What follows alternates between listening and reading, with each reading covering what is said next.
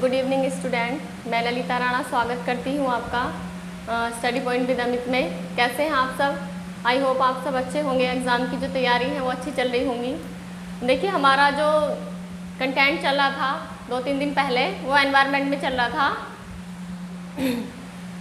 हमारा चल रहा था इकोसिस्टम में। तो हम इकोसिस्टम में आगे बढ़ते हुए हमने क्या करा दिया था, जैविक घटक करा दिए थे, अजैविक घटक करा दिए थे, उनको 3 पार्ट में डिवाइड कर दिया था। और उसके बाद हम आए थे किस पे? खाद्य श्रृंखला। अब देखिए, जो हमारी खाद्य श्रृंखला है, इसको हम क्या बोलते हैं? फूड चेन भी बोलते हैं। वो क्या होती है, इसकी एक डेफिनेशन या मीनिंग भी आपको लिखने के लिए एग्जाम में आ जाता है कि खाद्य श्रृंखला किसे कहते हैं या खाद्य श्रृंखला का अर्थ बताइए। तो देखिए स्टूडेंट्स, इसको आप कैसे लिखेंगे एग्जाम में? देखिए, खाद्य श्रृंखला क्या होती है? जो हमारे परितंत्र में जो उपभोक्ता और उत्पादक हैं उनके बीच जो एक परस्पर संबंध बना हुआ है, किसके लिए? पोषण के लिए। तो उसी को कहीं ना कहीं हम एक दूसरे से कनेक्ट करते हुए क्या बोलते हैं? उसको फूड चेन बोलते हैं। देखिए, मैं इसको आगे एक सर्कल में समझाऊंगी आपको। फिलहाल देखिए, खाद्य श्रृंखला किसे कहते हैं। तो देखिए, इसको मैं एक नॉर्मली ओरल आपको बता देती हूँ। भोजन या ऊर्जा संबंधी आवश्यकताओं के आधार पर परितंत्र में विभिन्न क्या होती हैं? विभिन्न जातियों के आधार पर या उनके बीच के संबंध को क्या कहते हैं? खाद्य श्रृंखला कहते हैं। देखिए, इसको लिखना कैसे है? भोजन या ऊर्जा संबंधी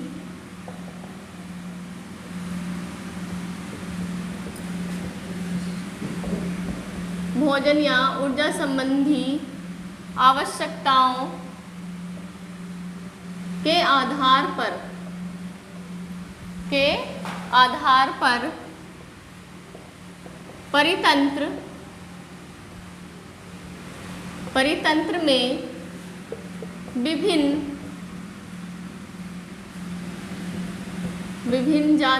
पर परितंत्र में विभिन्न जातियों के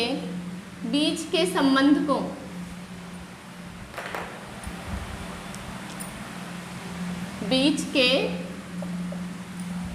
संबंध को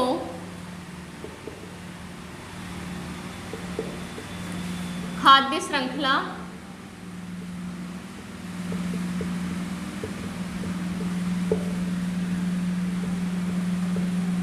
कहते हैं।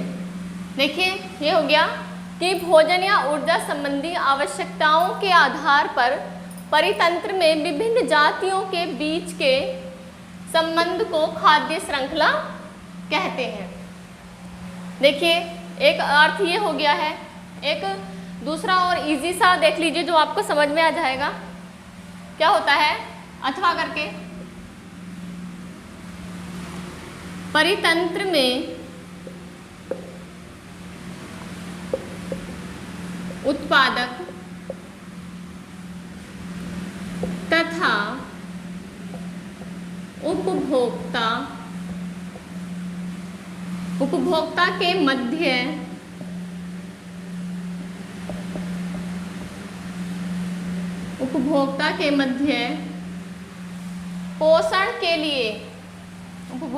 मध्य पोषण के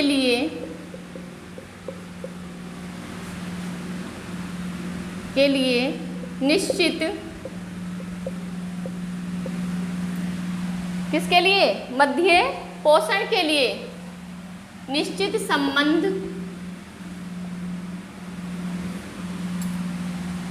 तो परितंत्र में उत्पादक तथा उपभोक्ता के मध्य पोषण के लिए एक निश्चित संबंध होता है। इस प्रकार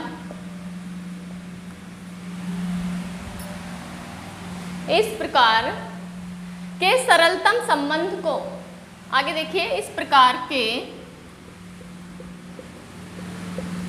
प्रकार के सरलतम संबंध को क्या कहते हैं? खाद्य श्रृंखला या फूड चेन कहते हैं। खाद्य श्रृंखला या फूड चेन कहते हैं। देखिए ये आपके दो मीनिंग हो गए हैं। अगर एग्जाम में पूछा जाए कि खाद्य श्रृंखला किसे कहते हैं तो आप ये दोनों लिख सकते हैं। ये कोई बुक की लैंग्वेज नहीं है, बहुत सिंपल सा पैटर्न है जो आप आराम से इसको लिख सकते हैं। देखिए क्या है, परितंत्र में उत्पादक तथा उपभोक्ता के मध्य पोषण के लिए एक निश्चित संबंध होता है। इस प्रकार के सरलतम संबंध को खाद्य श्रृंखला कहते हैं। अब देखिए ये जो परितंत्र है तो ये क्या है, जो हमारा एक एनवायरनमेंट है, जो इकोसिस्टम है, तो जहाँ पे ये सब लोग रह रहे हैं, क्या है इकोसिस्टम पता ही था। तो वातावरण और जीवों के बीच के परस्पर संबंध को हम क्या कहते हैं, परितंत्र कहते हैं। ठीक है, तो उसमें कौन रह रहा है, उत्पादक भी है और उपभोक्ता भी है। तो उनके मध्य जो पोषण के लिए, यानी कि क्या पोषण क्या है, ऊर्जा है, जिससे कि हमारे जैसे हम लोग हैं, अगर हमें खाना नहीं मिलेगा तो हमारे अंदर क्या है, एनर्जी नहीं आएगी। एनर्जी नहीं आएगी तो क्या होगा, हम लोग वीकनेस फील करेंगे। तो वैसे ही क्या है, ये उत्पादक और उपभोक्ता है जो एक दूसरे पर क्या है, निर्भर करते हैं। तो एक दूसरे के मध्य क्या है, पोषण के लिए एक निश्चित संबंध होता है। अगर ये एक दूसरे पर निर्भर नहीं होंगे तो इनको क्या होगा, पोषण नहीं मिलेगा। देखिए अब मैं इसको आपको समझाऊंगी कि कैसे इसको करना है।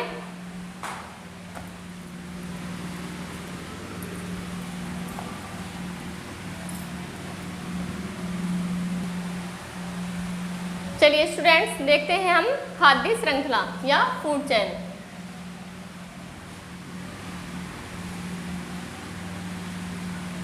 देखिए ये क्या है, हमारा सूर्य है। क्या है, ये सूर्य है। तो अब देखिए सूर्य जो है वो, सूर्य से किसको एनर्जी मिलती है, हरे पेड़ पौधे। जो हमारे पेड़ पौधे हैं तो वो क्या है, मैंने आपको जो हमारी वीडियो थी पहले वो मैंने बताया था, ये क्या है, हमारे उत्पादक जो अपना भोजन क्या करते हैं, स्वयं बनाते हैं। किसकी सहायता से, प्रकाश संश्लेषण की जो क्रिया होती है उसके माध्यम से जो पेड़ पौधे होते हैं वो अपना भोजन स्वयं बनाते हैं। अब देखिए ये जो हमारे पेड़ पौधे हैं ये क्या हो गए, उत्पादक हो गए। अब इन पेड़ पौधों को कौन खाता है, तो इन पेड़ पौधों को जैसे कौन खाएगा, हिरन भी खाता है, या जो टिड्ढा होता है वो भी खाता है।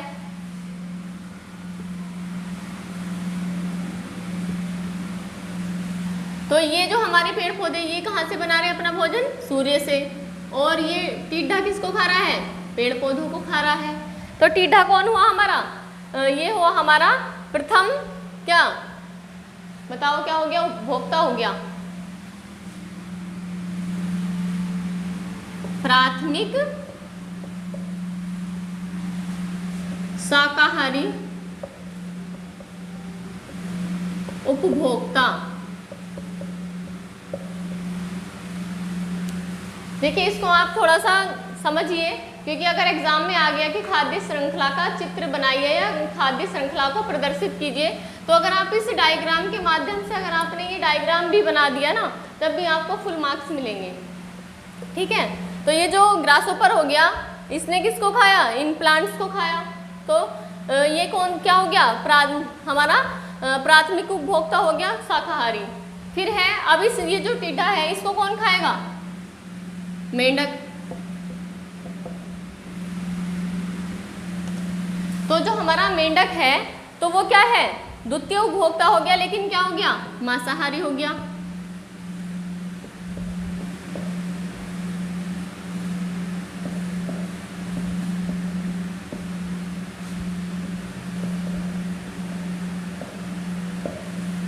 अब मांसाहारी क्यों हो गया, क्यों, क्योंकि ये दूसरे जीव पे निर्भर कर रहा है, इसलिए ये मांसाहारी हो गया। अब देखिए ये जो मेंढक है तो इस मेंढक को कौन खाएगा, सांप। ठीक है, ये किस कौन खाएगा इसको, मेंढक को सांप खाएगा। और सांप की अगर हम बात करें तो इसको खाएगा बाज। ठीक है। तो ये जो हमारा मेंढक है, सॉरी मेंढक तो हमारा हो गया द्वितीय उपभोक्ता, और जो हमारा सांप है तो वो हो गया हमारा, ये भी सांप भी हमारा किस में आएगा, द्वितीय में ही आएगा। क्यों? क्योंकि ये भी इसी जीव पे निर्भर कर रहा है, ये भी द्वितीय ही उपभोक्ता होगा। अब इस जो ये जो बाज है, तो ये बाज क्या है, ये हमारा हो गया फिर चतुर्थ श्रेणी का उपभोक्ता, ठीक है। या इसको हम क्या कर सकते हैं, हम इसको उच्च श्रेणी में भी रख सकते हैं, उच्च उपभोक्ता। अब देखिए ये यहाँ पे आपने इसको, यहाँ से हमने जो सूर्य का प्रकाश आया वो किसके अंदर एनर्जी भरा, इसने पेड़ पौधों के अंदर। पेड़ पौधों को किसने खाया, टिड्ढा ने खाया, और टिड्ढा को किसने खाया, मेंढक ने खाया। मेंढक को किसने खाया, सांप ने खाया, और सांप को किसने खाया, बाज ने खाया, ठीक है, बाज ने खाया। लेकिन ये जो बाज है इसको भी कौन खाता है, इसको जो हमारे कवक और जीवाणु होते हैं, ठीक है, जिसको हम क्या बोलते हैं, अपघटनकर्ता,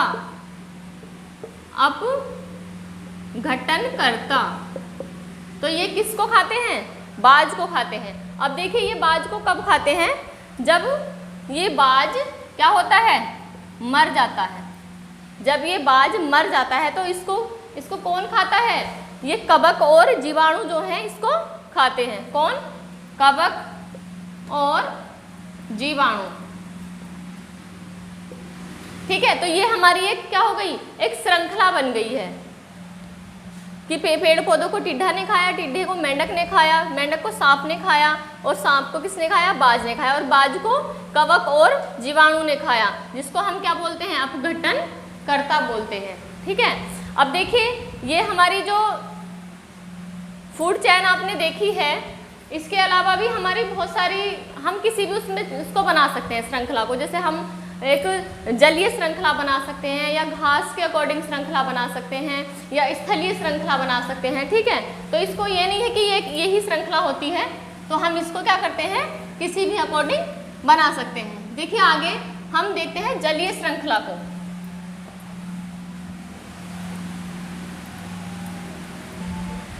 देखिए स्टूडेंट्स, अब देखते हैं हम तालाब में, या जलीय खाद्य श्रृंखला भी हम इसको बोल सकते हैं। क्या,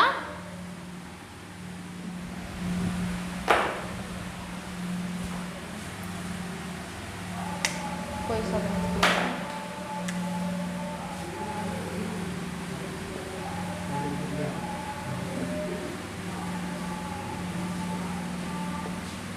जलीय खाद्य श्रृंखला। तो देखिए जो जलीय खाद्य श्रृंखला है वो क्या होती है, जो आपने देखा होगा समुद्र में या तालाब में एक शैवाल, एक झाड़ी टाइप होता है शैवाल, या इसको हम एक पौधा भी कह सकते हैं, या एक झाड़ी भी कहते हैं, जो कहाँ होती है, जल में होती है। अब इस शैवाल को कौन खाता है, जलीय पिस्सू, जलीय पिस्सू। देखिए जलीय पिस्सू एक छोटे रेसे जैसे छोटे छोटे वो होते हैं, जो किस पे निर्भर करते हैं, इस शैवाल पे निर्भर करते हैं। अब इस जलीय पिस्सू को कौन खाता है, छोटी मछली, ठीक है। ये छोटी मछली खाएगी किसको, जलीय पिस्सू को। अब इस छोटी मछली को कौन खाएगा, बड़ी मछली। और ये जो हमारी बड़ी मछली है इसको कौन खाएगा, सारस, बत्तख या बगुला।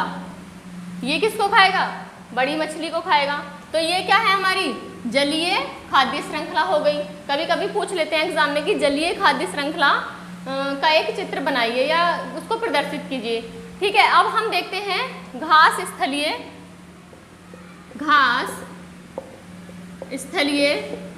खाद्य श्रृंखला। अब देखिए जो हमारी घास स्थलीय है वो कैसे होगी, तो जो सबसे पहले क्या होगी हमारी घास होगी। घास को कौन खाएगा? छोटे छोटे कीड़े मकोड़े, ठीक है। छोटे छोटे कीड़े मकोड़े किसको खाएंगे? घास को खाएंगे। और इन छोटे छोटे कीड़े मकोड़ों को कौन खाएगा? चिड़िया खाएंगी, ठीक है। और इन चिड़ियों को कौन खाएगा? बाज खाएगा। और इस बाज को कौन खाएगा? प्राणी खाएगा, ठीक है। तो ये हो गई हमारी क्या? घास स्थलीय खाद्य श्रृंखला। इसको भी कभी कभी पूछ लेता है। चलिए स्टूडेंट्स, नेक्स्ट हम चलते हैं खाद्य जाल। देखिए ये क्वेश्चन ये भी आता है कि खाद्य जाल किसे कहते हैं। तो जो हमारा खाद्य जाल है वो भी कहीं ना कहीं हमारे किसकी तरह है? खाद्य श्रृंखला की तरह ही है। फूड चेन जो है हमारी उसी की तरह है। देखिए क्या होता है, परितंत्र में जो हमारा जो परितंत्र है उसमें क्या होती है? अनेक आहार श्रृंखलाएं होती हैं जो कहीं ना कहीं एक दूसरे से क्या होती हैं? संबंधित होती हैं। इन्हीं अनेक आहार श्रृंखलाओं के पारस्परिक संबंध को हम क्या कहते हैं? आहार जाल कहते हैं। देखिए परितंत्र में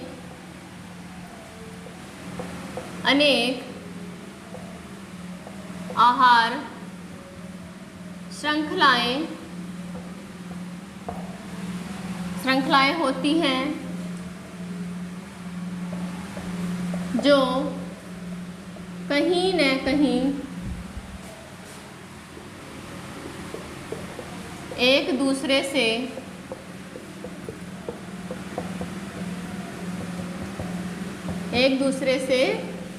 संबंधित होती हैं। एक दूसरे से क्या होती हैं? संबंधित होती हैं। इन्हीं अनेक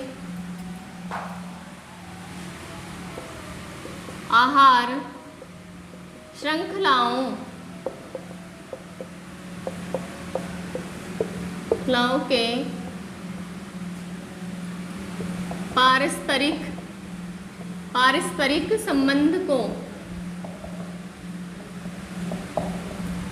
पारस्परिक संबंध को खाद्य जाल कहते हैं, ठीक है। क्या कहते हैं? खाद्य जाल कहते हैं। या इसको ऐसे भी कर सकते हैं हम कि अनेक खाद्य श्रृंखलाओं का समूह खाद्य जाल कहलाता है। देखिए कैसे कि अनेक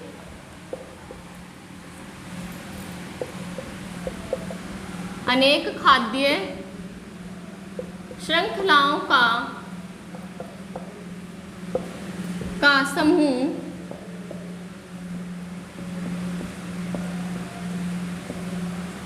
खाद्य जाल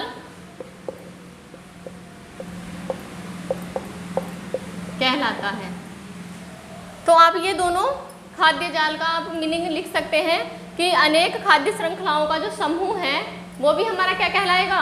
खाद्य जाल कहलाएगा। और परितंत्र में अनेक आहार श्रृंखलाएं होती हैं जो कहीं ना कहीं एक दूसरे से क्या होती हैं? संबंधित होती हैं। इन्हीं अनेक आहार श्रृंखलाओं के पारस्परिक संबंध को हम क्या कहते हैं?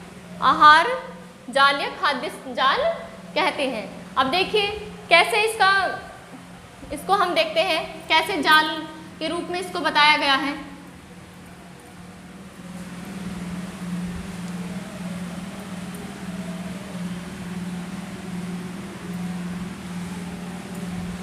देखिए ये क्या है?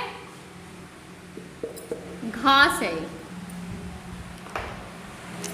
तो इस घास को जो है कौन खा रहा है? हिरन खा रहा है, ठीक है। और इसको क्या कौन खा रहा है? खरगोश भी खा रहा है। कौन खा रहा है इसको? घास को हिरन खा रहा है और खरगोश खा रहा है। अब इस खरगोश को देखिए, इस खरगोश को कौन खा रहा है? लोमड़ी भी खा रही है, ठीक है। कौन खा रही है? लोमड़ी खा रही है। और इस खरगोश को कौन खा रहा है? बाज खा रहा है, ठीक है। तो जो ये बाज है और इस हिरन को कौन खा रहा है? शेर खा रहा है। अब ये जो आपका देखिए जो ये बाज है, तो ये बाज क्या कर रहा है, इस लोमड़ी को खा रहा है, और ये शेर भी इस लोमड़ी को खा रहा है, और ये शेर इस हिरन को भी खा रहा है। तो ये जो हमारा क्या है, ये एक जाल है, ठीक है। ये क्या है, हमारा खाद्य जाल है कि जो घास है, तो इस घास को कौन खा रहा है, हिरन खा रहा है, और कौन खा रहा है, खरगोश भी खा रहा है। इस खरगोश को बाज भी खा रहा है और लोमड़ी भी खा रहा है, ठीक है। और लोमड़ी को कौन क्या कर रहा है, शेर भी लोमड़ी को खा रहा है, और ये बाज भी लोमड़ी को खा रहा है। तो ये क्या है, हमारा एक खाद्य जाल हो गया है, ठीक है। अब चलिए आगे बढ़ते हैं।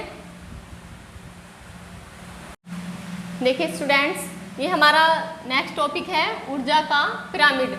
ये आपको एग्जाम में आ जाता है कि ऊर्जा का पिरामिड तैयार कीजिए, या ऊर्जा का पिरामिड कैसे बनता है, या कितने स्टेप में बनता है, इसका ऊर्जा का सबसे बड़ा स्रोत कौन सा है, ठीक है, ये सब। तो इसके कुछ पॉइंट हैं जो मैंने 4 स्टेप में ही बताए हैं आपको।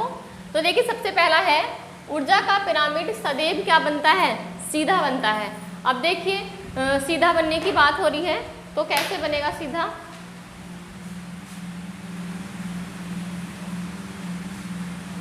देखिए जो ऊर्जा का हमारा पिरामिड बनेगा वो ऐसे बनेगा सीधा, ठीक है।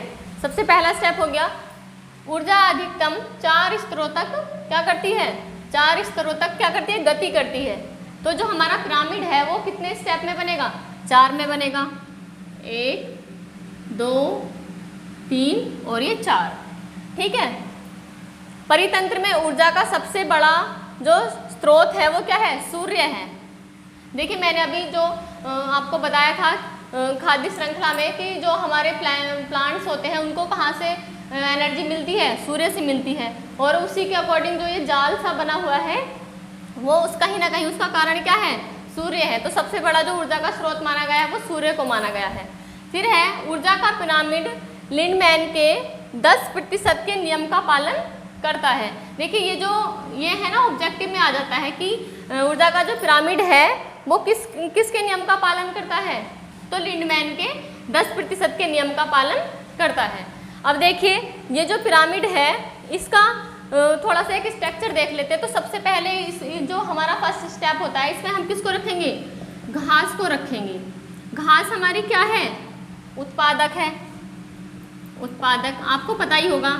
इसमें कितनी ऊर्जा लगती है, तो जो हमारी घास है इसमें लगती है हमारी 1000 किलोग्राम कैलोरी ऊर्जा।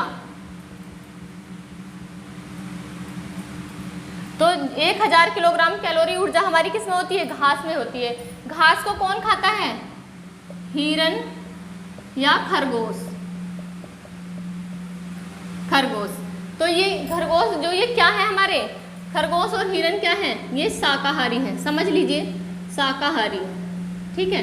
तो ये जो हमारे खरगोश और हिरन है इनमें कितनी ऊर्जा होती है, 100 किलोग्राम कैलोरी ऊर्जा, ठीक है। उसके बाद आता है हमारा तीसरा स्टेप।